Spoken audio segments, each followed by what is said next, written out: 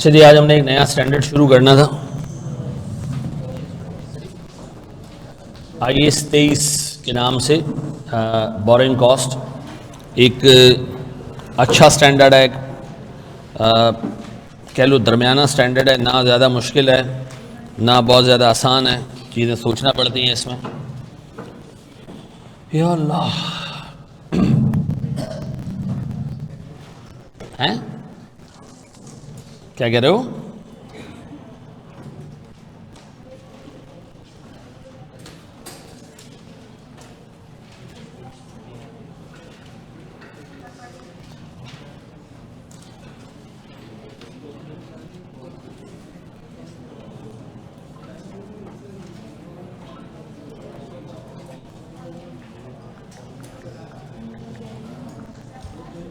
अच्छा जी, मेरे प्यारे बच्चों, बोर्ड पर देखिएगा।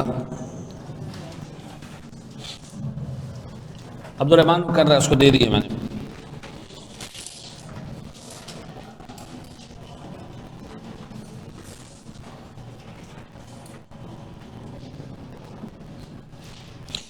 अच्छा देखिए, बोरिंग कॉस्ट का मतलब होता है सूद, इंटरेस्ट। ठीक है जी। अच्छा, मिसाल के तौर पर यार, मैं आज एक बैंक से लोन लेता हूँ। क्या एंट्री पास करते हैं जब हम लोन लेते हैं? कैश डेबिट से 100 रुपये से, और लोन पेबल क्रेडिट। और इस लोन का इंटरेस्ट रेट है से 16%। अब बताओ, साल का एंड आएगा तो सूद मुझे साल के एंड पे पे करना पड़ेगा। अच्छा, ये चीज़ याद रखना, पेपर में जब भी रेट गिवन होगा ना,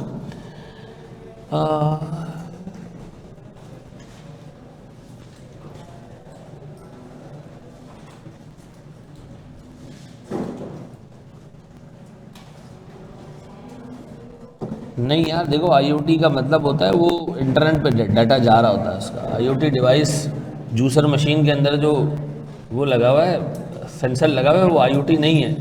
वो किसी सेंट्रल कंप्यूटर को डाटा नहीं भेज रहा। अच्छा खैर, ये शायद दूसरे उसका सवाल पूछ लिया। अच्छा जी, अब बताएं साल के एंड पे, अच्छा पेपर में जब भी रेट दिया होगा वो क्या होगा? पर एनम होगा, साल का रेट होगा। ठीक है जी, रेट के आगे हमेशा पर एनम होगा। ठीक है जी, अनलेस के एग्जामिनर क्या कहे कि ये जो सूद का रेट है ये पर एनम नहीं है बल्कि पर मंथ है। ठीक है जी, पर क्वार्टर है। तो सूद का रेट हमेशा क्या होगा? पर एनम होगा। 100 रुपये का आपने सर लोन लिया है, 16% का इसका इंटरेस्ट रेट है। क्या एक्सपेक्ट कर रहे हो उसमें साल के एंड पे कितना सूद देना है हमने? तो सर हम अपने पास एंट्री पास करेंगे, इंटरेस्ट एक्सपेंस डेबिट ना, कितना जी? 16 रुपये, और कैश क्रेडिट कितने से? तो इसका मतलब है आम हालात में जितना भी सूद आता है हम उसको क्या कर देते हैं? एक्सपेंस आउट कर देते हैं। यानी सूद की डेस्टिनेशन PNL है। सूद हमेशा प्रॉफिट एंड लॉस में चला जाता है क्योंकि एक एक्सपेंस है। ऐसा फिर हम पढ़ते हैं जनाब IAS 16। IAS 16 ये कहता है कि एक एसेट पे जितना भी खर्चा हो रहा है, जो उसको कंप्लीट करने के लिए, उसको डिज़ायर्ड लोकेशन में लाने के लिए, फंक्शनल बनाने के लिए ज़रूरी है, वो आप उस पर कैपिटलाइज करें। यानी all necessary cost to bring the asset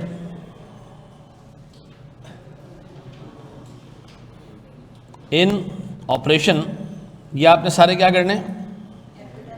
ये आपने कैपिटलाइज करने हैं।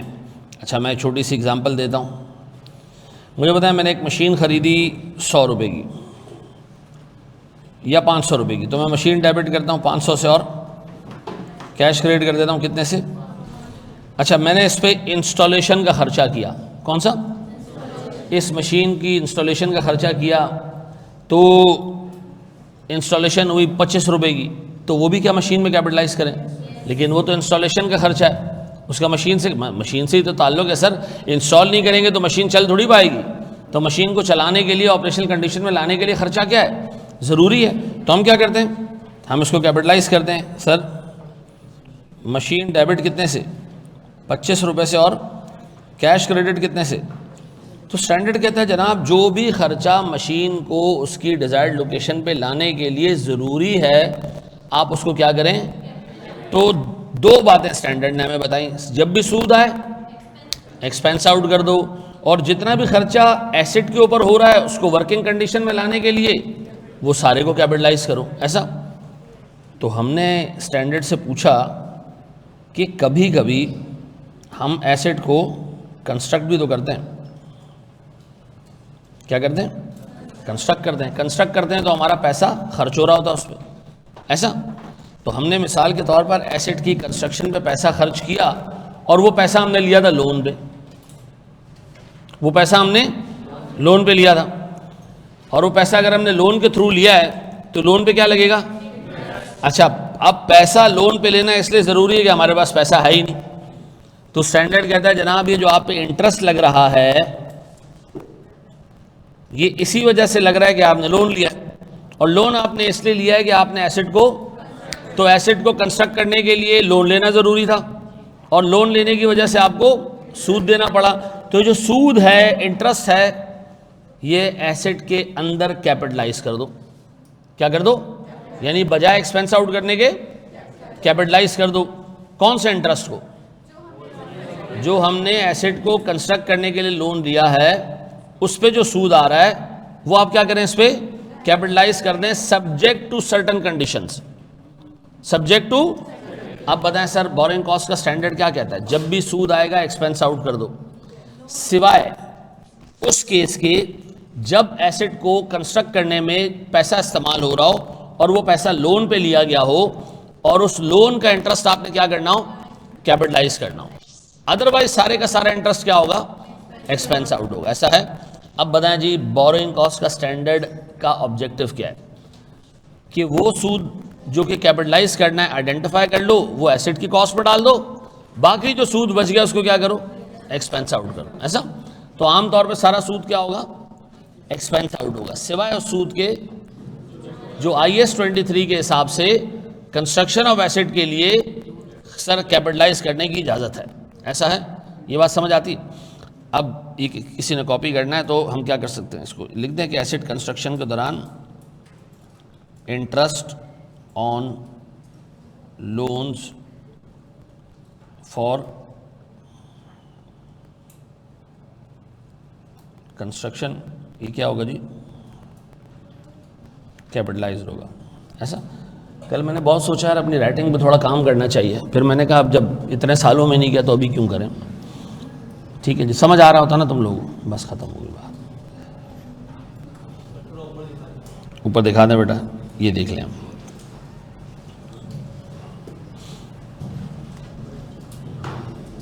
अच्छा, ये चैप्टर आप IAS 23 के बगैर कर सकते हो, सॉरी IAS 20 अगर आपने किया और मतलब कोई भी स्टैंडर्ड नहीं किया तब भी ये स्टैंडर्ड कर सकते हो। लेकिन इसके बाद आ रहा है IAS 16, उसके लिए आपको इम्पेयरमेंट भी किया हुआ होना चाहिए, गवर्नमेंट ग्रांट भी किया हुआ होना चाहिए, और बोरिंग कॉस्ट भी किया हुआ होना चाहिए, अदरवाइज नहीं आएगा समझ में वो स्टैंडर्ड। ठीक है जी, ये हमारा ये वीक चलेगा, ये वीक का मतलब है 7 क्लासों में हमारा चलेगा। ठीक है जी, आगे बढ़े हम दोस्त। सर ऐसे तो कोई ना किसी पर्पस के लिए होगा। मुनीम रुक जाओ, जब आज की डिस्कशन ख़त्म हो जाए तो मैं तुम्हारे सवाल का जवाब मिल जाएगा। बढ़े हम आगे। मेरे प्यारे बच्चों बोर्ड पे देखो, सारी चीज़ें छोड़ दो। IAS 23 ये कहता है कि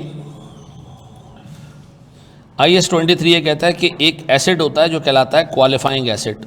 क्या कहलाता है? सही लिखा मैंने? क्वालिफाई के साथ ING आएगा।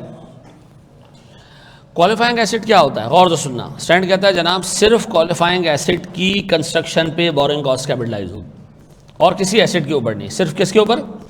Qualifying asset. अगर क्वालिफाइंग एसेट है कोई चीज़ और उसको आप कंस्ट्रक्ट कर रहे हो तो बोरिंग कॉस्ट कैपिटलाइज होगी। हमने कहा भी क्वालिफाइंग एसेट होता क्या है ये तो बताओ।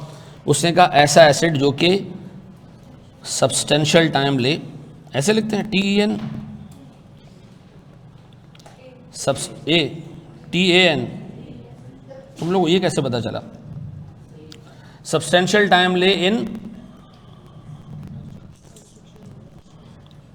कंस्ट्रक्शन के अंदर, तो हम कहेंगे जनाब ये हमारे पास एक क्वालिफाइंग एसेट है। हमने कहा मनूज आदमी सब्सटेंशियल तो बताओ वो कितना है।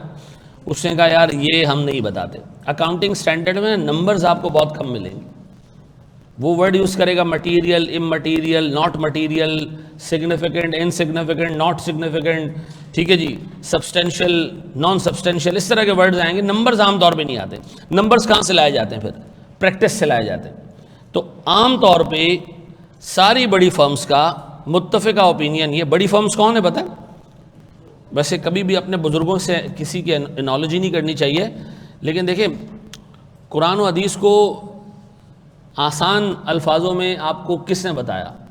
डिफरेंट उलमा ने बताया। पहले तो जो बड़े इमाम हैं, ठीक है जी, इमाम अबू हनीफा, इमाम मालिक, इमाम शाफ़ई, इमाम अहमद बिन हम्बल, इमाम जाफ़र सादिक, ठीक है जी, इन लोगों ने जो है वो आपके लिए हदीस और कुरान को आसान बनाया। जो हमारे अकाउंटिंग स्टैंडर्ड्स हैं ना, ये मेन किताब है अकाउंटिंग की, इसके ऊपर जो है वो लोगों ने तशरीह लिखी है, डिफरेंट फर्म्स ने। KPMG ने अकाउंटिंग स्टैंडर्ड्स को डिटेल में डिफ़ाइन किया, उन्होंने अपनी एक अकाउंटिंग गाइड बना दी। किसके लिए? अपने लोगों के लिए। जो KPMG में बैठता है वो अपनी अकाउंटिंग गाइड को फॉलो करता है, जो PwC में बैठता है वो अपनी अकाउंटिंग गाइड को फॉलो करता है। तो हर बड़ी फर्म ने, मेजर जो 4 बड़ी फर्म्स हैं, उन्होंने अपने अपने अकाउंटिंग मैनुअल्स बनाए हैं। उससे क्या होता है, जब वो फंसते हैं कहीं पर तो वो मैनुअल खोल लेते हैं। उस मैनुअल में उन्होंने अपने एक्सपीरियंस की बेसिस पे इनसिग्निफिकेंट, मटीरियल, इममटीरियल को नंबर्स दिए हैं, ठीक है जी। क्या 2 फर्म्स का ओपिनियन एक जैसा होता है? अक्सर और बेशतर जगहों पे चीज़ें एक जैसी होती हैं, लेकिन कुछ जगहों पर चीज़ें डिफरेंट भी होती हैं। जैसे सब क्वालिफाइंग एसिड की डेफिनेशन पे भी डिफरेंस है। मैं वो ओपिनियन दे रहा हूँ जो मुत्तफ़िका ओपिनियन है, लेकिन 2-3 बड़ी फर्म्स का ओपिनियन। वो कहते हैं जी हर वो एसिड जिसको कंप्लीट होने में 6 महीने लगते हैं उसको हम क्या कहते हैं? Qualifying acid. क्या कहते हैं? वर्ड क्या लिखा हुआ है? कंप्लीट होने क्या लगते हैं? जनरली 6 महीने लगते हैं, तो हम क्या कहेंगे उसको? Qualifying acid. एक ऐसा एसिड जिसकी कंस्ट्रक्शन शुरू हो और ख़त्म होने के बीच में कितना गैप हो? 6 महीने का गैप हो, तो हम उसको क्या कहेंगे? Qualifying acid. गौर से सुनना। अब बताएं, एक एसिड है, से मिसाल के तौर पर उस पर जनरली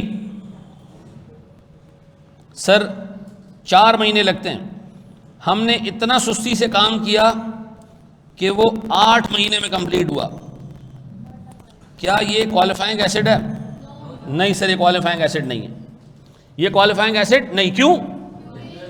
स्टैंडर्ड ने कहा जनरली कंप्लीट होने पे कितना टाइम लगे?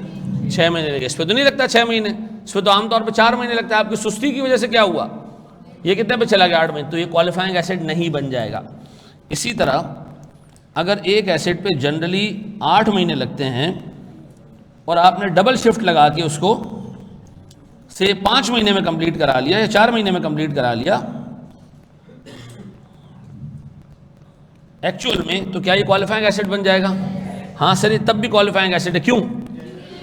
क्योंकि जनरली 6 महीने या उससे ज़्यादा लेता है। ऐसा अब अगर आपने जल्दी कंप्लीट कर दिया, टाइम लगा के, वक्त लगा के, रिसोर्सेज लगा के, तो इससे ये राइट नहीं छिन जाएगा कि ये क्वालिफाइंग एसिड नहीं है। ठीक है, ये अब भी क्या है?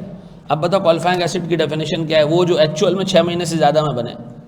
नहीं, हम कहते हैं आम तौर पे इसको कंप्लीट करने में कितना टाइम लगता है? 6 महीने लगता है। तो ये कौन सा एसिड होगा? Qualifying acid. ऐसा है? ये बात भेजे में बैठती छप छप छप छप छप छप छप।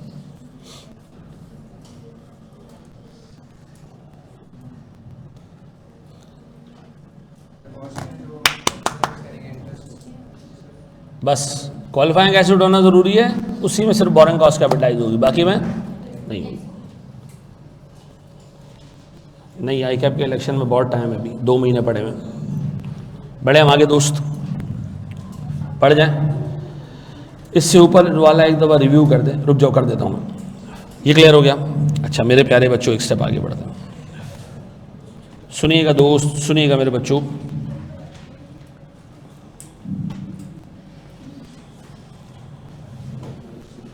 मेरे प्यारे बच्चों, सबसे इंपॉर्टेंट चीज़ हम डिस्कस करने जा रहे हैं, बोर्ड पे देखिएगा। देखिए, जब आप किसी बैंक के पास जाते हैं ना लोन लेने के लिए, सारी चीज़ें छोड़ दो, पूरा फोकस करो बोर्ड पे। लिखने की कोई ज़रूरत नहीं, लिखने का टाइम दूंगा। ये एक बहुत इंपॉर्टेंट चीज़ हम डिस्कस करने जा रहे हैं। जब मैं बैंक से लोन लेने जाता हूँ ना, तो बैंक मुझसे सबसे पहली चीज़ पूछता है पर्पस। क्या पूछता है? मैं कहता हूँ जी बैंक लोन चाहिए 5 लाख रुपए का। बैंक कहता है बेटा क्या क्या रीज़न है, क्यों मांग रहे हो लोन? मैंने कहा तेरा काम लोन देना है, लोन दे।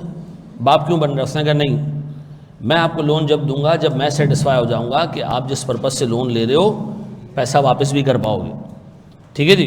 तो मैंने कहा यार मैं ये लोन ले रहा हूँ एक ऑफिस कंस्ट्रक्ट करने के लिए। क्या कंस्ट्रक्ट करने के लिए? एक ऑफिस कंस्ट्रक्ट करने के लिए ले रहा हूँ। ठीक है जी। मुझे एक बात बताएं, ये ऑफिस कंस्ट्रक्शन एक ही ऑब्जेक्टिव है?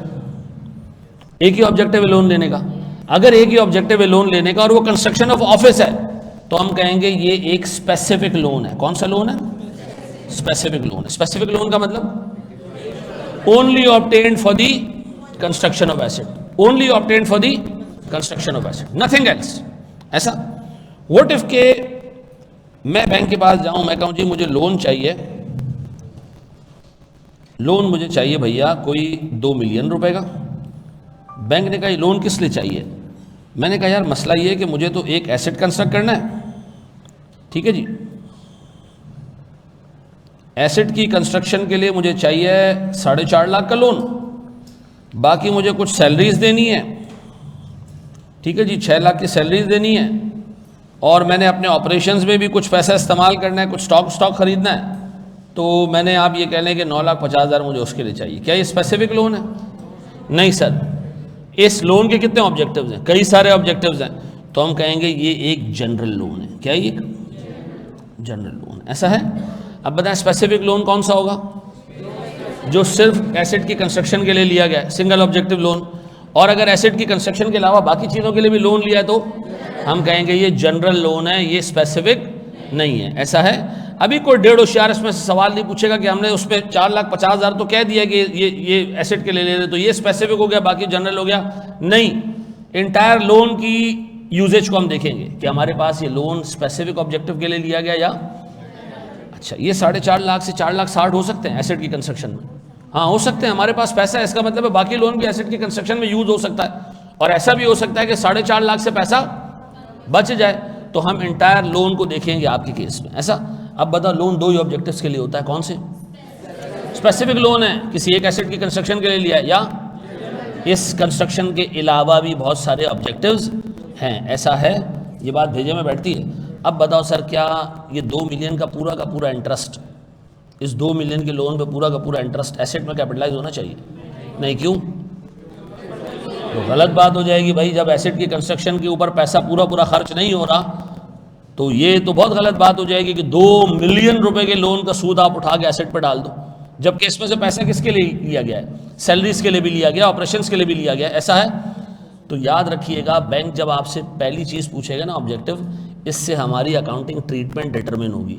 स्पेसिफिक लोन की अकाउंटिंग ट्रीटमेंट बिल्कुल अलग है और जनरल लोन की अकाउंटिंग ट्रीटमेंट बिल्कुल अलग है। ऐसा है। बताओ मैंने अब तक तुम्हें क्या बताया? सूद जितना भी आएगा उसको कैपिटलाइज करना है? नहीं सर, एक्सपेंस आउट करना है, सिवाय क्वालिफाइंग एसेट की कंस्ट्रक्शन के लिए लिए गए लोन के ऊपर जो इंटरेस्ट आएगा वो कैपिटलाइज करना है। क्वालिफाइंग एसेट क्या होता है? जो आम तौर पे जनरली 6 महीने में कंस्ट्रक्ट हो जाता है, कंप्लीट हो जाता है। ऐसा है। ये बात भेजे में बैठती है। अच्छा जी। अब बैंक से मैं लेता हूँ लोन, गौर से सुनना। अज्यूम करो मैं बैंक से ले रहा हूँ स्पेसिफिक लोन।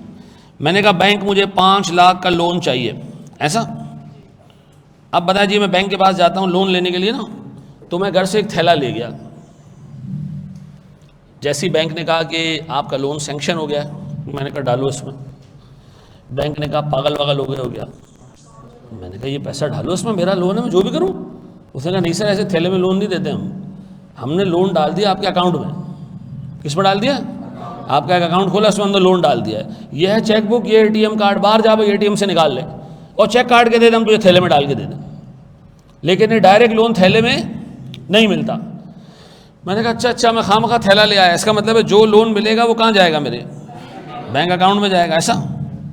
ऐसा है या नहीं? अब मैंने सर बैंक से लिया से 100 रुपये का लोन।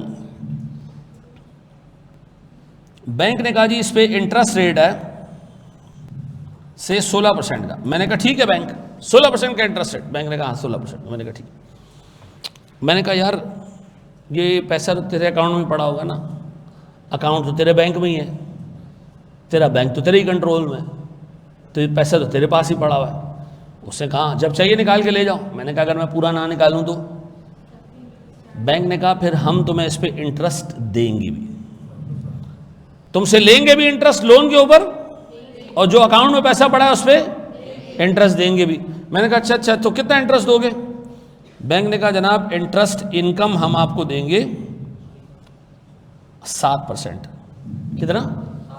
7%। अब बताओ बैंक हमसे सूद ले कितना रहा है, और जितना पैसा बैंक अकाउंट में पड़ा रहेगा उस पर इनकम कितनी देगा? अच्छा, हम ये लोन लेके ना बैंक में छोड़ के चले गए, ठीक है, चले गए बाहर, हमारी लॉटरी लग गई, लॉटरी लग गई, ज़िंदगी सुकून में आ गई, ये लोन वोन हम भूल ही गए। अब बताओ साल का एंड आ गया, बैंक की तरफ से फ़ोन आया, लांती लोन लिया यहीं छोड़ के चले गए हो। अब मैंने कहा 100 रुपये का लोन है, कोई टेंशन नहीं है, भी करोड़ों रुपये में बात बाहर हो रही है इस वक्त। तो बैंक ने कहा आप इंटरेस्ट देने आ जाएं। अब बताओ मैं बैंक को सूद कितना दूंगा? हाँ जी, इंटरेस्ट एक्सपेंस कितना है? 100 रुपये पे 16%, कितना? 16 रुपये। At the same time interest income भी तो कमाई होगी ना हमने, कितना? 100 इंटू 7%, कितना? अब बताओ बैंक को कितना पैसा पे करेंगे? आपका पूरा स्टैंडर्ड नेट इंटरेस्ट की बात करेगा। किसकी? नेट इंटरेस्ट की। हमने बैंक को नेट इंटरेस्ट क्या पे किया वो हमने कैपिटलाइज करना है, ऐसा? तो इंटरेस्ट पूरा पूरा नहीं, कौन सा? Net interest. ऐसा? नेट इंटरेस्ट क्या होगा? जो आपने लोन लिया पैसा उसी पे आप सूद कमा भी रहे हो, ऐसा? अब एक क्लास में बैठा हुआ बच्चा जिसको जो सोच रहे यार ये ऐसा हो जाए तो वैसा हो जाए तो, अब एक के जहन में सर अगर इनकम 20% पे मिल रही हो तो पहले तो उस बैंक के मैनेजर को गोली मार देनी चाहिए और फिर जाके उसके हेड ऑफिस को तोप छोड़ा देना चाहिए कि मनुष्य आदमी तू लोगों को पैसा दे के 16% सूद ले रहा है और उनको दे रहा है 20% पे। मैं अभी बैंक से सर 2 अरब रुपए का लोन उठाऊं और बैंक के पास ही रख के चला जाऊं और 3 साल में उसको कंगाल करूं फिर दूसरे बैंक में जाऊं, ये लॉजिकल बात है? इनकम का रेट हमेशा इंटरेस्ट एक्सपेंस के मुकाबले में सिग्निफिकेंटली कम होगा, ठीक है जी। पाकिस्तान में ये जो इनकम रेट है ना ये 2-2.5% होता है और सूद का रेट 36% होता है, 25% होता है। आप जरा लोन लेने तो जाओ, बड़े लोन आपको कॉर्पोरेट्स जो 16-17% में मिल जाता है, 14% में मिल जाता है। ये इंडिविजुअल जो लोग लोन लेने जाते हैं इनका लोन का रेट 23 और 24% होता है।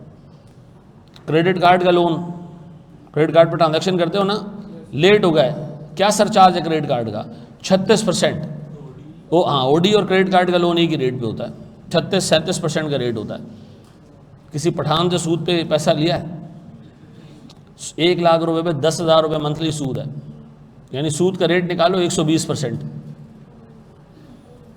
इनकी अलग से कतार लगी होगी क़यामत के दिन, ठीक है ना। ये खंजीरों से भी पीछे होंगे जो ये सूद खाते हैं। खंजीरों को शायद, फिर खंजीर का मतलब है इंसानों में, ठीक है, बेगैरत घटिया तरीन लोग, मुनाफिक लोग, उनको शायद फिर अल्लाह कहीं ना कहीं इधर उधर कर दे। सूदखोर का जो है ना वो अंजाम बहुत बुरा है, ये याद रखो। अगर कहीं पे तुम्हारे बड़े भाइयों में, बहनों में, वालिदैन में कोई उसमें गलती में ये काम हो रहा है उनसे, रोके उनको यार, ठीक है ना, हैं? रोकना चाहिए। बड़े हम आगे दोस्त, माशाल्लाह, हैं जी? अच्छा जी, चलो जी, कॉपी करना है? ये स्पेसिफिक लोन वाला भी और ये भी।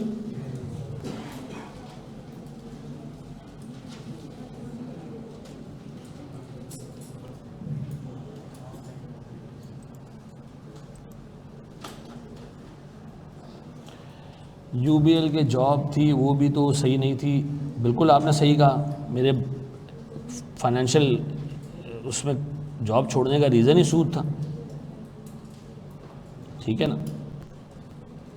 और जो पास में हुआ, अब तुम लोग पाकिस्तानियों की सबसे बुरी आदत होता है क्या है कि तुम लोग अच्छा यार किसी साहबा के दौर में नहीं हो, नहीं तो तुम लोग उनको इस्लाम कबूल करने से पहले के हालात याद दिलाते, ठीक है ना। ये इतनी बुरी बात है। इमरान खान के बारे में लोग बात करते हैं यार पहले ऐसा था वैसा था, भाई आज तो नहीं है ना ऐसा यार, वो फलां बंदा तो पहले ही है था, भाई आज तो नहीं है ना ऐसा, भाई अल्लाह माफ़ कर देगा, तुम लोग माफ़ नहीं करोगे, हैं? नहीं मैं वाकई बताऊँ, नहीं आप मुझे बुरा नहीं लगा मरसलान, मैं ये तुम एडमिट करता हूँ भाई, मैं काम कर रहा था, अच्छा पैसा कमा रहा था, लेकिन बस अल्लाह ने कहा कि यार हलाल में आ जाओ, हलाल में आ गया। सिर्फ मेरा कोई रोल नहीं है, मैं अपने ऊपर होता तो कभी ज़िंदगी में नहीं छोड़ता, अल्लाह छुड़ा देता भाई। बड़े हम आगे हैं, इस पर हमको बहस करेंगे किसी दिन लंबी के बैंक की कौन सी जॉब हलाल है और कौन सी हराम है। नहीं, इस पर ही बहस करेंगे, कभी कुछ छुट्टी होगी ना, अभी नहीं, अभी हमारा कोर्स पड़ा हुआ है, अभी पेपर में ये नहीं आएगा कि बताओ आप हलाल कमा रहे हो हराम कमा रहे हो।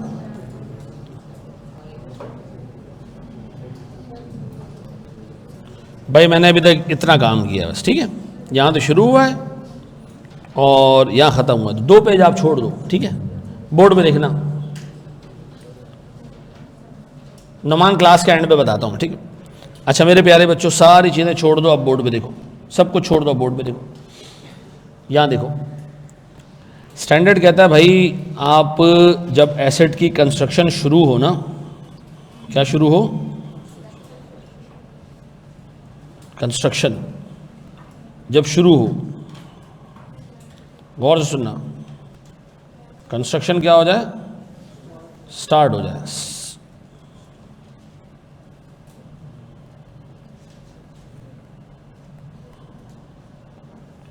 और खर्चा होना शुरू हो जाए। खर्चा क्या मतलब, एक्सपेंडिचर इनकर्ड होना शुरू हो जाए, और ये एक्सपेंडिचर किस पे इनकर हो रहा हो, पैसा कहां से आया हो, लोन से आया हो, और लोन पे क्या लगना शुरू हो जाए, इंटरेस्ट इनकर होना शुरू हो जाए। जब ये तीनों चीजें हो जाए ना, उसके बाद कैपिटलाइजेशन को शुरू करना, उसके बाद कैपिटलाइजेशन को शुरू करना। कंस्ट्रक्शन भी हो रही हो, खर्चा भी हो रहा हो और सूद भी लग रहा हो, तब आपने कंस्ट्रक्शन को, तब आपने क्या करना है, बोरिंग कॉस्ट को शुरू करना है, कैपिटलाइज करना। अब इस पे छोटी सी एक एग्जांपल देखते हैं हम, गौर तो सुनना मेरे प्यारे बच्चों, प्यारे बच्चों बोर्ड पर। सर मैंने एक लोन लिया, लोन था 100 रुपए का, 1 जनवरी 2024 को मैंने लोन लिया, डन। कितने रुपए का, 100 रुपए का। बैंक ने कहा इस पे सूद का रेट है 16%, कितना, 16%। बैंक ने कहा इस पे सूद का रेट है 16%। मैंने कहा ठीक है, मैंने कहा इनकम का रेट है, बैंक ने कहा कोई इनकम नहीं देते हम, नहीं है तो नहीं है पेपर में। अच्छा गौर तो सुनना, लोन कब लिया, 1 जनवरी 2024 को। हमारी टीम ने जनवरी का महीना गुजार दिया, क्या किया, गुजार दिया। बोर्ड पे देखिएगा प्यारे भाई, जनवरी के महीने में कोई एक्सपेंस हुआ, जनवरी के महीने में कोई एक्सपेंस हुआ, कोई खर्चा हुआ, नहीं, पैसे हमारी जेब में पड़े रहे, कोई खर्चा नहीं हुआ, कोई एक्सपेंडिचर नहीं हुआ, पैसे हमारी जेब में पड़े रहे, कितने, 100 रुपये पड़े रहे, ऐसा है। फेब का महीना गुजर गया, कोई खर्चा नहीं हुआ, पैसा हमारी जेब में पड़ा रहा, कितना, 100 रुपये। बताओ इन 2 महीनों में कंस्ट्रक्शन हुई, नहीं, इन 2 महीनों के अंदर खर्चा हुआ, नहीं, सूद लग रहा है, हाँ सूद लग रहा है, बैंक से डे 1 पे लोन लिया तो सूद तो लग रहा है। कंडीशन पूरी हो गई तीनों, नहीं सर, ना तो कंस्ट्रक्शन हो रही है, ना तो खर्चा हो रहा है, हाँ इंटरेस्ट लग रहा है, कोई टेंशन नहीं है। अच्छा अब मार्च के महीने में हमने 40 रुपए का खर्चा करके काम शुरू कर दिया, 1 मार्च से, किस तारीख से, 1 मार्च से खर्चा करके काम करना शुरू कर दिया। अब बताओ खर्चा हो रहा है, काम हो रहा है, सूद इनकर हो रहा है, बस 1 मार्च से आपने कैपिटलाइजेशन शुरू करनी। ऐसा कितने पैसे रहेगा जेब में, 60 रुपये, ऐसा। फिर हमारे पास sir March, April, May, June, July, August, September, October, November and दिसंबर, इन महीनों में खर्चा हुआ, ये 60 ही रहा, ये 60 ही रहा, ये 60 ही रहा। खर्चा जुलाई में, अगस्त में हुआ से 50 रुपये का, कितना रह गया, और साल के एंड तक 10 रुपये ही बैलेंस रहा, मजीद खर्चा नहीं हुआ। लेकिन साल के एंड तक एसेट कंप्लीट नहीं हुआ, साल के एंड तक एसेट कंप्लीट नहीं हुआ। गौर तो सुनना, कंस्ट्रक्शन कब शुरू हुई, खर्चा होना कब शुरू हुआ, इंटरेस्ट तो शुरू से लग रहा है। ये तीनों कंडीशंस कब एक साथ मीट हुई, फर्स्ट। इसका मतलब है ये जो ऊपर वाले 2 महीने, इनका इंटरेस्ट कैपिटलाइज नहीं होगा, इनका इंटरेस्ट कैपिटलाइज नहीं होगा, इनका इंटरेस्ट कैपिटलाइज। अब बताओ लोन कितने का था, सूद का रेट कितना है? 16%। ऐसा कितने महीने का सूद हमने कैपिटलाइज नहीं करना? 2 महीने का। ऐसा बोर्ड में देखना। और 100 रुपए का लोन है, सूद का रेट कितना है? 16%। कितने महीने काम हुआ, कंस्ट्रक्शन हुई, इंटरेस्ट इनकर होता रहा? 10 महीने। इसका सूद क्या होगा? कैपिटलाइज होगा। करो ऊपर देखो क्या आ रहा है।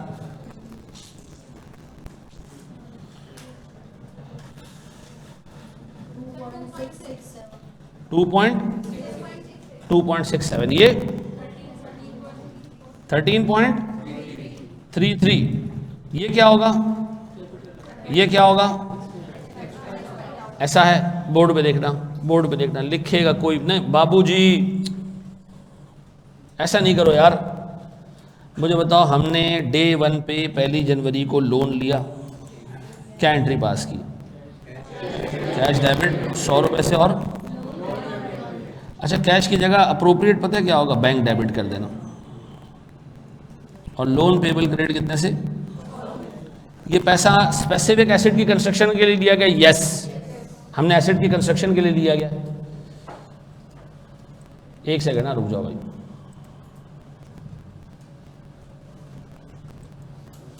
ऐसा है, एसेट की कंस्ट्रक्शन के लिए लिया गया, डन। 1 जनवरी के बाद 1 मार्च का दिन आया। 1 मार्च को आपने कितने का खर्चा किया? ये खर्चा बैंक से पैसे निकले होंगे, कहाँ लगे होंगे? एसेट पे लगे होंगे। एसेट पे लगे होंगे तो क्या एंट्री पास हुई होगी? CWIP। CWIP capital work in process, अभी कंप्लीट नहीं हुआ, कंप्लीट होगा ये, ठीक है जी। तो हमने CWIP में डाल दिया। जब कंप्लीट हो जाएगा तो फिर इसको PP में ट्रांसफर कर देंगे या IP में ट्रांसफर कर देंगे, अगर IS 40 के हिसाब से हमने एसेट बनाना हो, ठीक है जी। और अगर एक नॉर्मल एसेट है तो PP में डाल देंगे। CWIP डेबिट कितने से? 40 से। बैंक से पैसे निकल गए, कितने? 40। फिर अगला कोई खर्चा हुआ एसेट के ऊपर?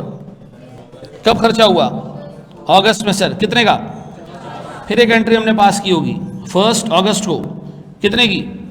CWIP कितने मेरे बच्चों? 50। और बैंक क्रेडिट कितने से? 50। ऐसा है मेरे प्यारे बच्चों। 90 रुपये का खर्चा हो गया। इसके बाद साल के एंड तक को खर्चा हुआ? नहीं, साल का एंड आ गया।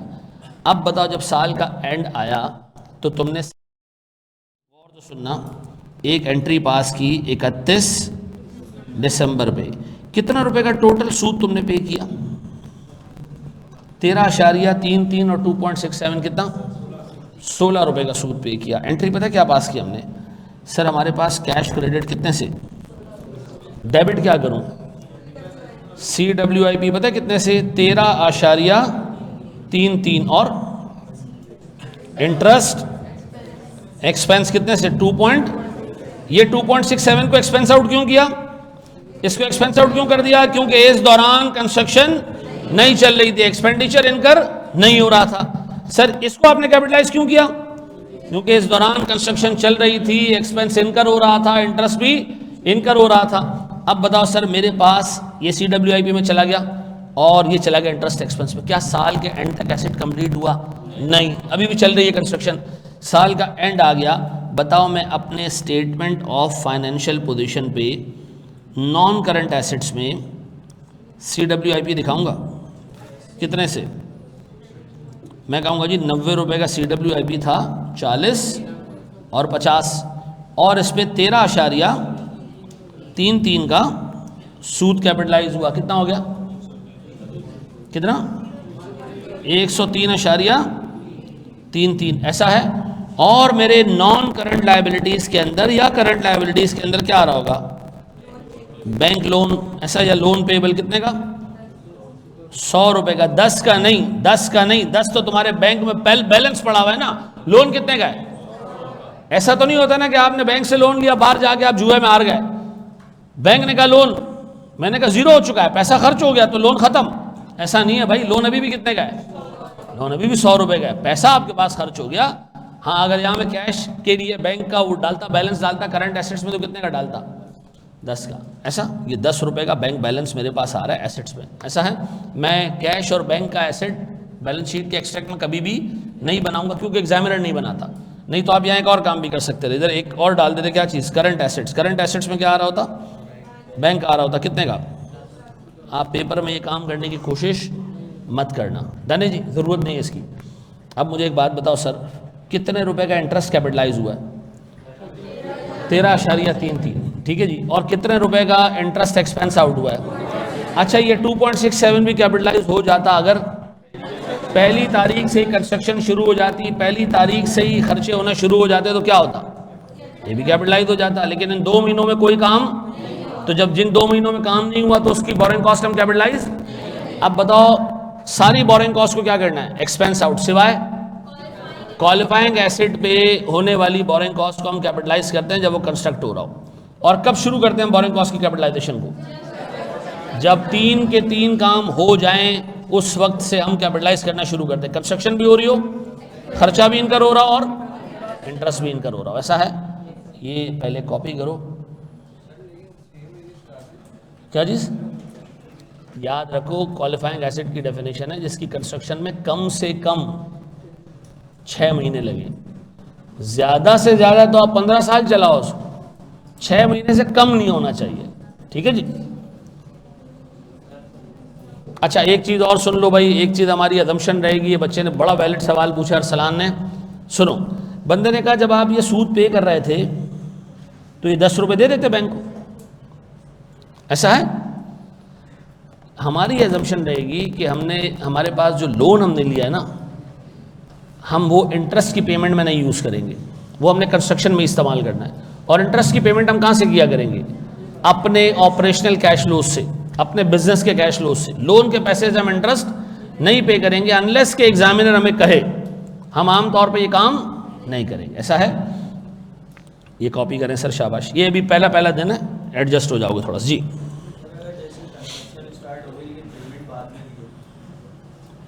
इस पे एक प्रॉब्लम है, इस पे हमारा एग्जामिनर कहता है नहीं, बोरिंग कॉस्ट कैपिटलाइज नहीं होगी। जब पेमेंट होना शुरू होगी तब से बोरिंग कॉस्ट कैपिटलाइज होगी। तीनों कंडीशन मीट होना ज़रूरी है। पाकिस्तान के जो अकाउंटिंग फर्म्स के मैनुअल्स हैं वो ऐसा नहीं सोचते।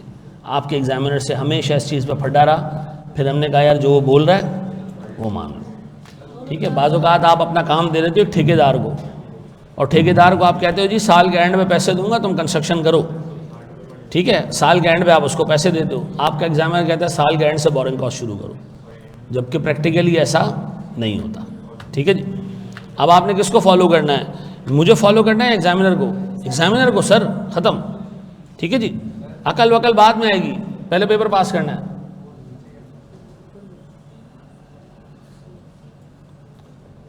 अनस कौन सी किताब में बेटा?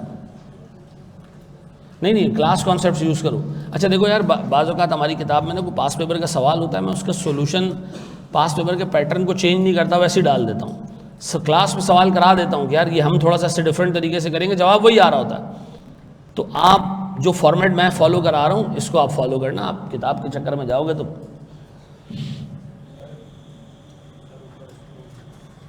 आ रहे अब्बास हैदर बेटा, सारे सवालों के जवाब आगे आ रहे हैं। ऐसे ऊपर करूं, ये देख रहे हैं? अच्छा ओके,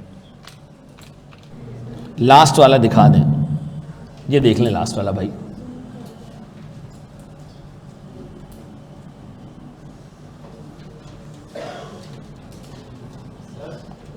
सिदरा इस तरह बेटा क्लासेस लो जिस तरह आप पहली अटेम्प्ट है आपकी, ठीक है ना।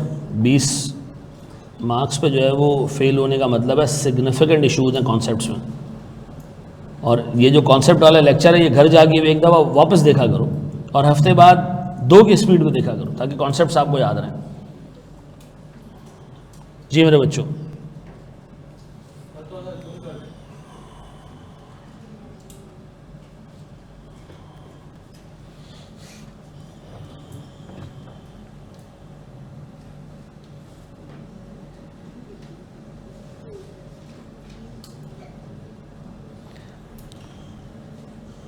यार आप लोगों ने जो पुराने स्टैंडर्ड हो गए कवर, उसको रिवाइज कैसे करते हो? हैं नंबर दोबारा देखते हो? बेस्ट अप्रोच ये भाईजान कि आप रोज़ एक नई क्लास पढ़ रहे होते हो तो साथ में एक पुरानी क्लास भी देख लिया करो। पुरानी क्लास देखने में हार्डली आपको मतलब पुरानी क्लास का कोई काम उठा के देख लिया करो, PDF देख लिया करो, इट विल हार्डली टेक से 20 मिनट 15 मिनट, एक क्लास रिवाइज हो जाएगी। और एंड में आपको ये पता चल जाएगा कि इम्पेयरमेंट के सारे काम आखिरी की 4 क्लासों में कवर हुए हैं, वो 4 आखिरी वाली देख लिया करो, उसी में सारे कॉन्सेप्ट्स बार बार आ रहे होते हैं। और फिर मैं करता ही हूँ कि एंड में तकरीबन कोई 100 सवालों की एक लिस्ट दे देता हूँ, उससे पूरा कोर्स रिवाइज हो जाता है। ठीक है जी, वो अभी देने का फ़ायदा नहीं है, वो अभी कर लोगे तुम लोग। होमवर्क करते जाओ यार। देखो मैं आपको बताऊँ, किसी भी तरीके से पुरानी चीज़ें देखते जाओ, सबसे ज़्यादा फेलियर इन्हीं टॉपिक्स की वजह से आता है जो आपने शुरू में पढ़े होते हैं। बाद में आप उसको थूकते भी नहीं हो और फिर वो आप पेपर में भी नहीं थूकता।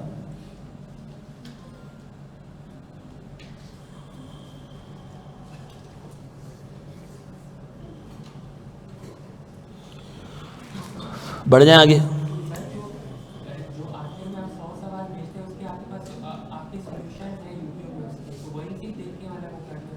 नहीं, उसमें सारों के नहीं है सोल्यूशन, सारों के नहीं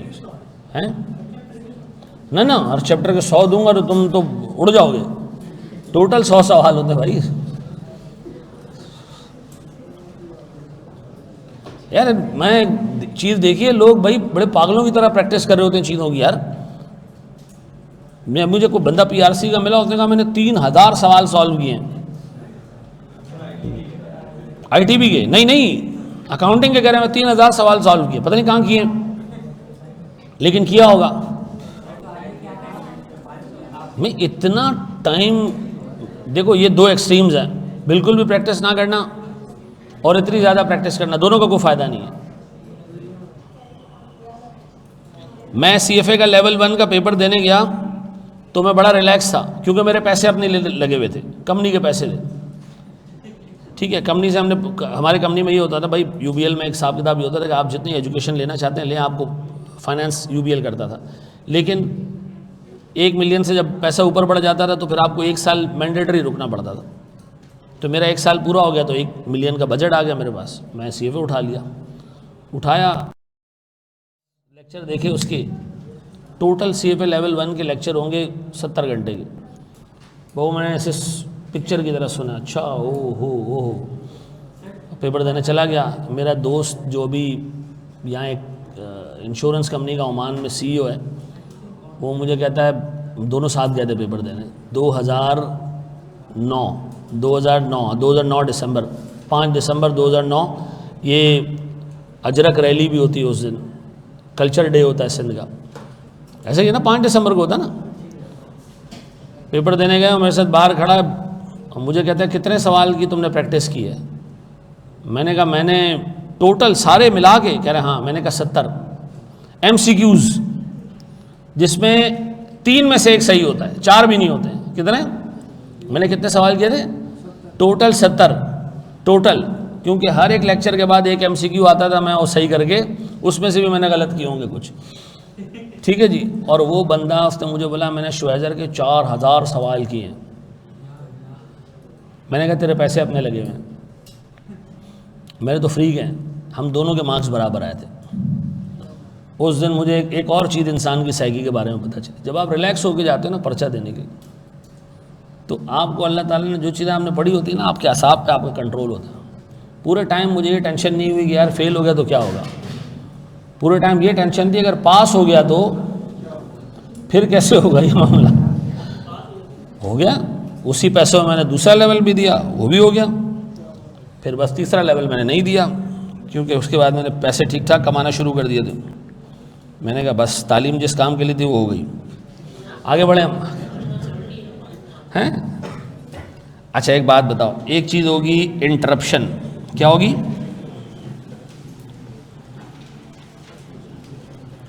इंटरप्शन का मतलब क्या है? इंटरप्शन का मतलब है एक्टिव कंस्ट्रक्शन का काम रुक जाना। क्या चीज? कंस्ट्रक्शन का काम रुक जाना। बोर्ड में देखिएगा,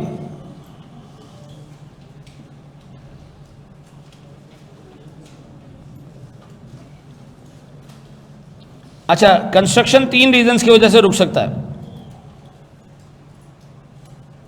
3 रीजन की वजह से। नंबर 1, एक काम ऐसा, एक डिले ऐसा आना जो नॉर्मल हो। Normal delay. सर सबको पता है कि जुलाई में मानसून की बारिशें होती हैं, उसमें कंस्ट्रक्शन का काम नहीं होता, रोकना पड़ता है भाई, रूटीन काम है, रूटीन नहीं है तो रोकना ही पड़ेगा काम को। और ये हम सबको पता है, सारे कंस्ट्रक्शन हाउसेस को पता है कि इन महीने डेढ़ में काम नहीं होता। तो इस दौरान 2 काम रुका होगा, लेकिन आपने कैपिटलाइजेशन करनी है, क्योंकि स्टैंडर्ड कहता है भाई ये तो कोई मसले वाली बात ही नहीं, आप कैपिटलाइजेशन करते रहें तो रूटीन है, होता रहेगा।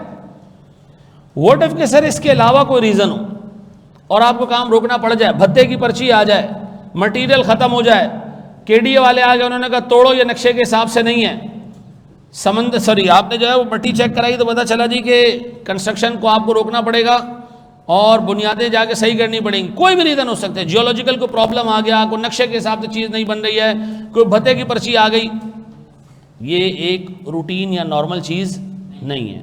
तो मुझे बताओ, मेरे पास एबनॉर्मल डिले अगर होगा फॉर एनी रीज़न तो हम क्या करेंगे? बोरिंग कॉस्ट को क्या कर देंगे? रोक देंगे, और इस दौरान बोरिंग कॉस्ट क्या होगी? एक्सपेंस आउट होगी। ऐसा तीसरा रीज़न क्या है?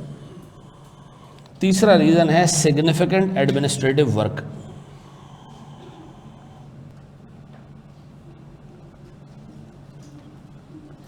या रिसर्च वर्क। दरमियान में आपने काम रोका क्योंकि आपको एक अप्रूवल लेनी थी पहला फ्लोर चढ़ाने के बाद। गवर्नमेंट ऑफ पाकिस्तान ने कहा जब पहला फ्लोर चढ़ जाए हमारा सर्वेयर आएगा, वो रिव्यू करेगा और आपको फिर अप्रूवल देगा बाकी काम करने की। स्टैंड कहता है ये एक ऐसी चीज़ है जो एडमिनिस्ट्रेटिव प्रोसीजर है, इसके अंदर कंस्ट्रक्शन रुकेगी रुकेगी। आप क्या करें, इसके अंदर चीज़ों को कैपिटलाइज करते रहें, डरे मत, ठीक है जी, आप घबराइएगा नहीं ऐसा।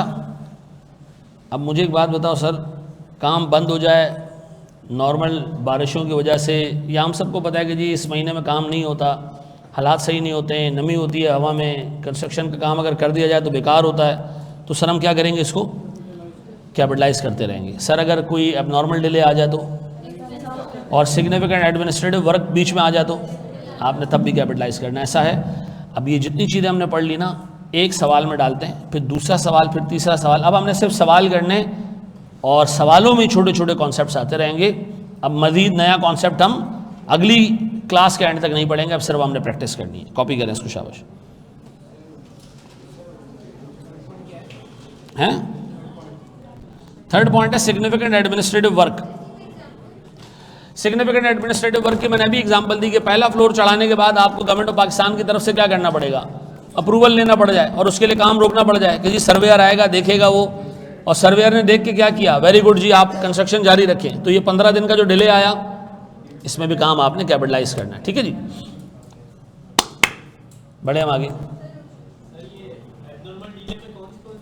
सब आती हैं, इन 2 के अलावा सब आती हैं। इन 2 के अलावा जनवरी में बारिशें हो गई जो आमतौर पे नहीं होती है, रोक दो काम, कंस्ट्रक्ट सॉरी कैपिटलाइजेशन रोक दो। बजरी खत्म हो गई, कैपिटलाइजेशन रोक दो। मजदूर स्ट्राइक पे भाग गए, कैपिटलाइजेशन रोक दो। बिजली चली गई, कैपिटलाइजेशन रोक दो। भत्ते की पर्ची आ गई, कैपिटलाइजेशन रोक दो। केडीए वाले आ गए, कैपिटलाइजेशन रोक दो। नक्शे के हिसाब से चीज़ नहीं बन रही है, कैपिटलाइजेशन रोक दो। बिल्डिंग टेढ़ी हो गई है, कैपिटलाइजेशन रोक दो। ऐसा। और कुछ बताऊं या ना भाई? एक और बता, मजाक चल रहा है। देखो प्रैक्टिकली ना आपको ये चीज़ें भी सीखनी पड़ेंगी कि आपने एक जगह ली, कंस्ट्रक्शन से पहले पुरानी बिल्डिंग गिरानी है, तो वो भी कंस्ट्रक्शन ही है। पुरानी बिल्डिंग को गिराना भी कंस्ट्रक्शन ही है। तो ये आपसे आपके एग्जामिनर नहीं पूछेगा, इतना डिटेल नहीं जाएगा, ठीक। क्या हम आगे बढ़ें? या अल्लाह तेरा शुक्र है बेटा, बिल्कुल खामोश। आओ अब हम एक सवाल करेंगे जिसमें ये सारी गंद फसाद और मस्तियाँ डाल देंगे। अच्छा, एक छोटा सा कॉन्सेप्ट और भी समझ लो, फिर हम करते हैं गंद बला वाला कॉन्सेप्ट। मुझे एक बात बताओ, कैपिटलाइजेशन रोकनी कब है? ना ना ना, ये तो हो गया ना, एंड में कब रोकनी है? जब एसेट ना कंप्लीट नहीं, सब्सटेंशियली कंप्लीट हो जाए। एक बात बताओ, जब कैपिटलाइजेशन चलती रहेगी। आपने बिल्डिंग बना दी पूरी, आपने एक बिजली का बोर्ड नहीं लगाया अभी तक। आप कह रहे हो जब तक ये बोर्ड नहीं लगा ये बिल्डिंग कंप्लीट नहीं है। आपने कहा बोर्ड इंशाल्लाह ताला मैं 1 साल बाद लगाऊंगा, और ये जितना सूद आ रहा है ना ये इमीडिएटली पीएनएल में जाने की जगह कैपिटलाइज होकर क्या होगा, डेप्रिसिएशन की थ्रू पीएनएल में जाएगा। ऐसा, क्योंकि जब एक चीज़ कैपिटलाइज हो जाती है, एसेट का पार्ट बन जाती है, तो फिर वो क्या होता है, डेप्रिशिएट होता है। तो इसका मतलब है आपने या तो एक्सपेंस अभी अभी बुक करना है इंटरेस्ट का, या कैपिटलाइज करके ओवर द पीरियड बुक करना है। तो ज़्यादा अच्छा क्या है, हमारा प्रॉफिट किसके अंदर ज़्यादा आएगा, ओवर द पीरियड बुक करते हैं। तो आपने कहा जी मुझे तो स्टैंडर्ड ने कहा जब तक कंस्ट्रक्शन चल रही है बोरिंग कॉस्ट कैपिटलाइज होती रहेगी। तो ये जो बोर्ड रह गया ना ये मैं लगाऊंगा उस दिन जिस दिन मेरा दिल करेगा। तो मैं रोक के बैठा हूँ। स्टैंड कहते हैं ये बगैरतियाँ सही नहीं है। मैंने ये बिल्कुल भी नहीं कहा कि एसेट 100% कंप्लीट हो जाए तब आपने ये काम, ये बोरिंग कॉस्ट की कैपिटलाइजेशन रोक देनी, नहीं। स्टैंडर्ड कहता है जब सब्सटेंशियली कंप्लीट हो जाए। सब्सटेंशियल कंप्लीशन का मतलब तसल्ली बख्श नहीं, इतना काम हो जाए कि बस फिर ये नोक पलक ठीक करना रह गया हो, ये छोटे मोटे बोर्ड और स्क्रू और सफाई सुथराई रह गई हो, ये मार्बल का पॉलिश रह गया हो, बस बिल्डिंग खड़ी हो जाए ना कि यार ये स्ट्रक्चर खड़ा हो गया ठीक ठाक, ठीक है जी, बस अब एक बंदा आएगा इसमें थोड़ी बहुत सफाई करा के रहने लग जाएगा। तो सर स्टैंडर्ड कहता है सब्सटेंशियल कंप्लीशन का मतलब है 95% के करीब बिल्डिंग कंप्लीट हो गई हो, बोरिंग कॉस्ट रोक देना, बस अब मजीद बोरिंग कॉस्ट कैपिटलाइजेशन अलाउड नहीं है।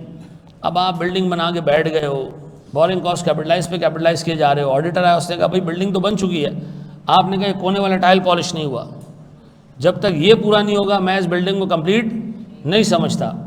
या वॉशरूम में एक लोटा गायब है, जब तक वो आगे आएगा नहीं हमारे पास हम बिल्डिंग को कंप्लीट नहीं समझते। उसने कहा ये बगैरती है, इस तरह का मामला जो है वो अलाउड नहीं है।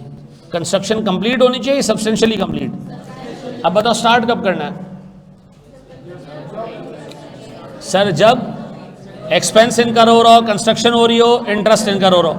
पॉज कब करना है, जब इंटरप्शन हो। इंटरप्शन कौन सी वाली, एबनॉर्मल डिले हो। रोकना कब है, स्टॉप कब करना है, जब सब्सटेंशियली एसेट क्या हो चुका हो। स्टार्ट, पॉज और स्टॉप बता दिया मैंने। अब आओ मेरे बच्चों, हम एक सवाल देखते हैं, तैयार हो।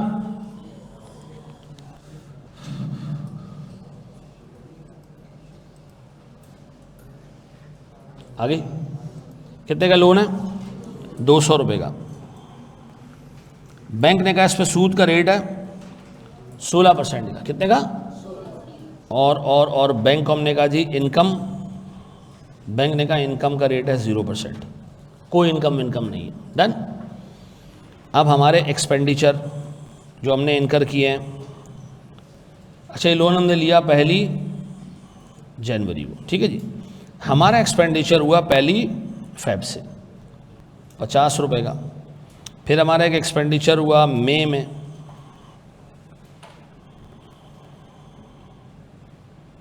70 रुपये का। फिर हमारा एक एक्सपेंडिचर हुआ अक्टूबर में 60 रुपये का। डन, ऐसा ही है सर। इसी दौरान सितंबर के महीने में भत्ते की पर्ची आ गई। क्या नाम था वो वांटेड फिल्म में जो पुलिस वाला होता है, क्या नाम होता है,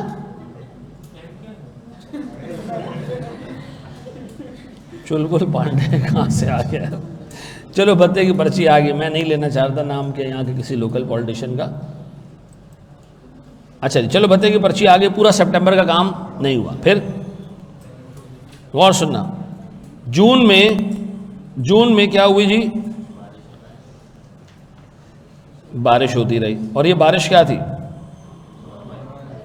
नॉर्मल। अब नॉर्मल नहीं थी, नॉर्मल थी, ठीक है जी। अच्छा अब मुझे एक बात बताओ, कितने रुपए की बोरिंग कॉस्ट कैपिटलाइज होगी और कितने रुपए की बोरिंग कॉस्ट एक्सपेंस आउट होगी। शाबाश। एसेट साल के एंड तक तलपड़े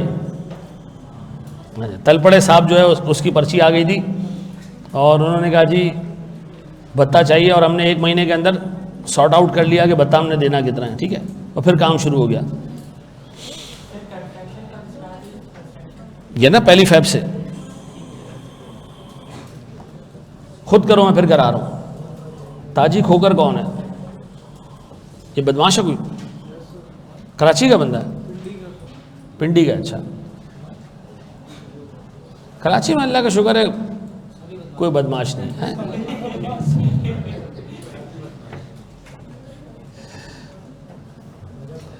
आप कराची से बाहर जाओगे ना, यकीन करो मज़ा नहीं आएगा आप। ये शहर ऐसा है, घूम लो आप पूरा पाकिस्तान है। मैं आपको अपने एक्सपीरियंस से बता रहा हूँ।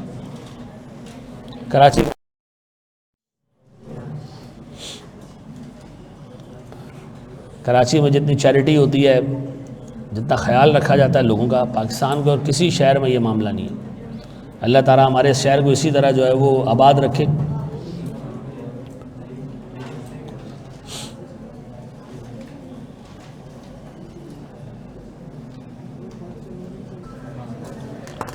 चलो जी, मैं कह रहा हूं उसको। अच्छा, बोर्ड पे देखो, अब सारे सवाल इसी तरह आएंगे, जिसके थोड़े बहुत हाथ पांव फूल रहे हैं ना, वो वक्त के साथ साथ इसमें सेट हो जाएगा। ठीक है, मुझे बताएं, हम सबसे पहले इसमें एक टेबल बनाया करेंगे हमारे खर्चे और बैलेंस का। ठीक है जी, मुझे बताएं हमारे पास मंथ्स कौन कौन से हैं, शुरू से लेके जनवरी, फेब, मार्च, अप्रैल, मई, जून, जुलाई, अगस्त और सूंड। ये टेबल अभी बनाओगे, अभी ये बैलेंस के अकाउंट में काम आना शुरू हो जाएगा। जब इनकम रेट आएगा ना, तो फिर काम आना शुरू हो जाएगा। ये टेबल लाजमी बनाना है, इसके बगैर सवाल सॉल्व नहीं हो सकता। अभी तुम शुरू कर रहे हैं तो अभी आपको उसकी शायद इतनी ज़रूरत पेश नहीं आ रही है, लेकिन आगे आप देखोगे तो एक्सपेंडिचर है और बैलेंस है। यार एक बात बताओ, हमारे पास लोन था कितने का? 200 रुपये का। और कब से हमने इससे खर्चा करना शुरू किया? फेब से। फेब में कितना? बस फेब वो महीना है जिससे काम शुरू हो गया, जिससे बोरिंग कॉस्ट वगैरह सारे का कैपिटलाइजेशन आना शुरू होगी। कितने? 150 रहेगा। कब तक? मई में कितने? 70 का और खर्चा हुआ तो कितने रह गए? अब 80 कब तक रहे? अक्टूबर तक, सितंबर तक। अक्टूबर में क्या हुआ?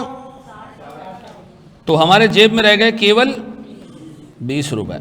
ऐसा बन गया टेबल, बोर्ड पर देखना।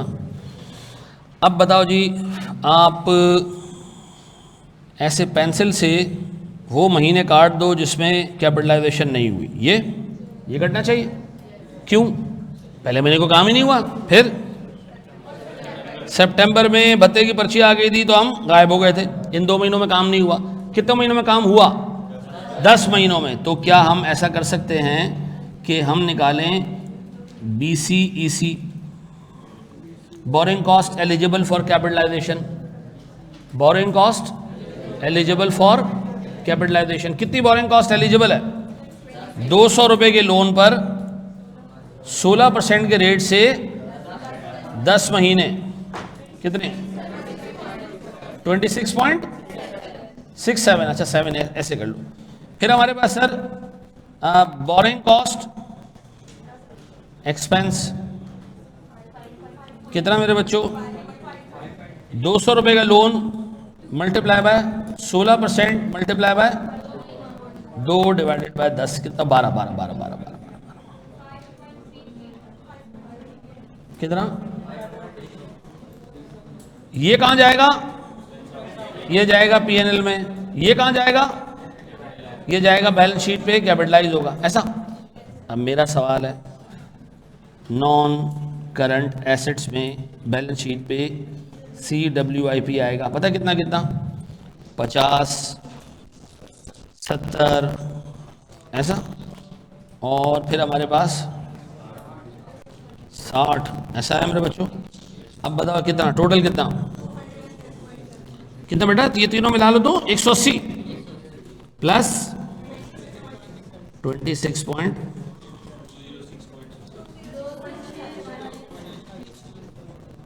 बस आपको अभी इस वक्त सिर्फ ये फिगर मालूम करने के लिए मैं बार बार दूंगा। ऐसा कर लोगे? अब बताओ एक्सपेंस कितना बुक करोगे? डेप्रिसिएशन तो लेना ही भूल गए सर। एसेट अभी कंप्लीट नहीं हुआ तो डेप्रिसिएशन अभी नहीं चलना शुरू हुई है। डेप्रिसिएशन कब चलना शुरू होगी? जब एसेट अवेलेबल फॉर यूज हो जाएगा, ऐसा है क्या चीज़ यार? ये टेबल बनाना पड़ेगी, अभी आगे सवालों में ऐसी चीज़ें आएंगी कि इस टेबल के बगैर गुजारा ही नहीं हो पाएगा, तो आप बनाओ, चाहे मैं इस सवाल में ज़रूरत है या नहीं है, ऐसा है। कितने लोगों ने बिल्कुल सही किया और कितने लोगों ने गलती की? इसके अंदर गलती क्या की? महीने गलत ले लिए। और टेबल नहीं बनाना गलती नहीं है, टेबल नहीं बनाना आगे गलती बन जाएगी जब, हाँ 11 महीने ले लिए थे। अच्छा, वो नॉर्मल स्टॉपेज को कंसिडर नहीं किया था। और सर मैंने 61% का रेट ले लिया। 61 का कैसे ले लिया रेट? यार अकल, इतनी तो अकल रखो यार।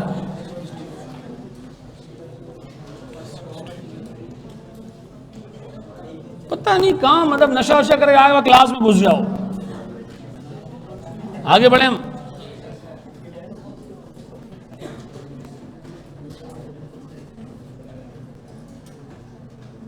बढ़ जाए आगे।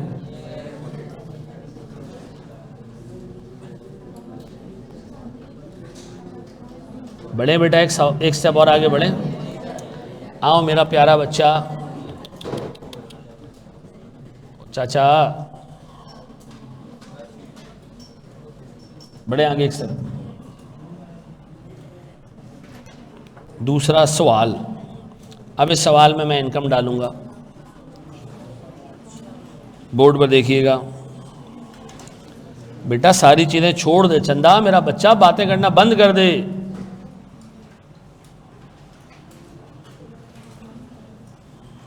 लोन है 500 रुपए का, ऐसा ठीक है जी। और ये लोन हमने लिया है 1 जनवरी 2024 को, डन। इसके सूद का रेट है 16%। बैंक ने कहा कि जब तुम्हारे पास पैसा फारिग पड़ा हो इसी अकाउंट में रख देना, मैं तुम्हें 7% का इंटरेस्ट दे दूंगा, ठीक है जी। सर हमारे एक्सपेंडिचर्स की डिटेल्स और तो सुनिएगा। पहला एक्सपेंडिचर 1 जनवरी को हुआ 300 रुपये का। दूसरा एक्सपेंडिचर 1 अगस्त को हुआ, ठीक है जी, 150 रुपये का। बस 2 ही एक्सपेंडिचर हुए, कोई इंटरप्शन नहीं, कोई फसाद नहीं। मुझे बताओ बोरिंग कॉस्ट कितने की कैपिटलाइज होगी? शाबाश। कैसे निकालेंगे हम? मैं खुद निकालता हूं, छोड़ दो। करोगे खुद? चलो करो करो, शाबाश करो। पेपर में भी टेबल बनाना होगा। नहीं बेटा, ये तो घर में बनाने की चीज है, पेपर में तो कुमार सानू का गाना लिखना है। क्या पूछते हो यार खुदा। आओ मेरे प्यारे बच्चों, एक छोटा सा सवाल, उसको मैं खुद सॉल्व करवा रहा हूं। बोर्ड पे देखो, सारी चीजें छोड़ दो। मुझे बताओ, मेरे पास सबसे पहले मंथ्स, फिर एक्सपेंडिचर और बैलेंस। मुझे बताएं, मेरे पास मंथ में जनवरी, फेब, मार्च, अप्रैल, मई, जून, जुलाई, अगस्त और ऐसा। कब से खर्चा होना शुरू हुआ? 1 जनवरी से। कितना? 300 का। तो रही कितने का हमारे पास? 200। ये 200 पड़े रहे बैंक अकाउंट में, पड़े रहे बैंक अकाउंट में। वो 300 रुपये की जो हमने बजरी और सीमेंट लाई थी ना, और सरिये और ब्लॉक लाए थे, वो अभी तक चल रहे हैं। फिर क्या हुआ? अगस्त में उन्होंने कहा 150 रुपये का सरिया चाहिए। सरिया हमने मंगवा दिया। अब ये एंड तक सरिया ही लगता रहा, ऐसा साल ख़त्म हो गया।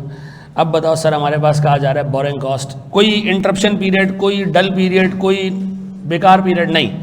पहले बताओ बोरिंग कॉस्ट कितनी कैपिटलाइज होगी? पूरे 12 महीनों की। कितने? पूरे 500 रुपये के लोन पे 16% मल्टीप्लाई बाय 12/12 कितने? 80। अब इसमें से माइनस होगा क्या चीज़? अब बताओ इनकम कैसे लेते हैं वो देख लो। क्या सारे महीनों में कंस्ट्रक्शन हो रही है? हाँ, तो शुरू के 7 महीनों में 200 रुपये हमारे बैंक में पड़े रहे, 200 मल्टीप्लाई बाय 7 और 12 ऐसा। फिर 50 रुपये पड़े रहे कितने महीने, 5 महीने, तो ऐसा है। अब मैं इन दोनों को मल्टीप्लाई कर रहा हूं किससे,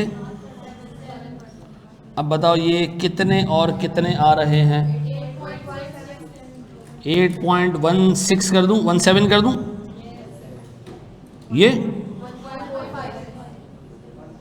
ये दो इनकम थी जो आपने हटा दी इसमें से, ऐसा। आपको मैंने कहा था ना कौन सा इंटरेस्ट बुक करना है, नेट इंटरेस्ट। क्या है बेटा, 0.38,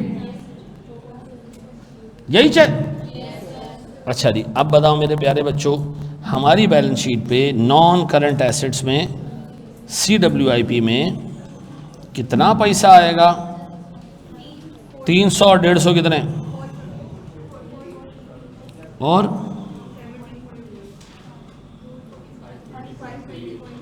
530, ऐसा है मेरे बच्चों। कुछ यूं ही है, कुछ ऐसा ही है, कुछ इसी तरह है। आगे बढ़े हम।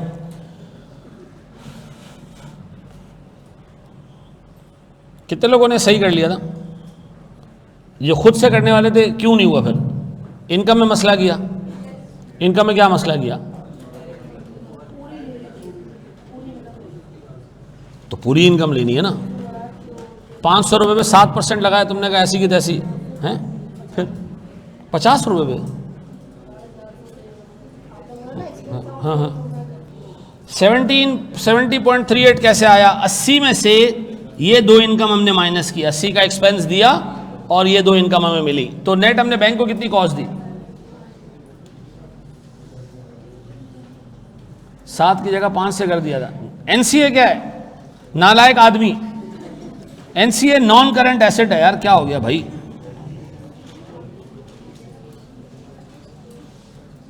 कहा भाई नॉन करंट एसेट, आज की PDF ड्राइवर पर अपलोड कर दें, ड्राइव पर अपलोड कर दें। एनसीए बेटा नॉन करंट एसेट है। देखो मेरी बात सुनो सुनो सुनो सुनो, सारी चीजें छोड़ दो। जब आप बैलेंस शीट बनाओगे तो उसमें एक हेड आ रहा होगा नॉन करंट एसेट्स का। इन नॉन करंट एसेट्स के अंदर आपके पास बहुत सारे एसेट्स आ रहे होंगे, उसमें एक चीज़ और आ रही होगी, क्या चीज़, CWIP, ऐसा है।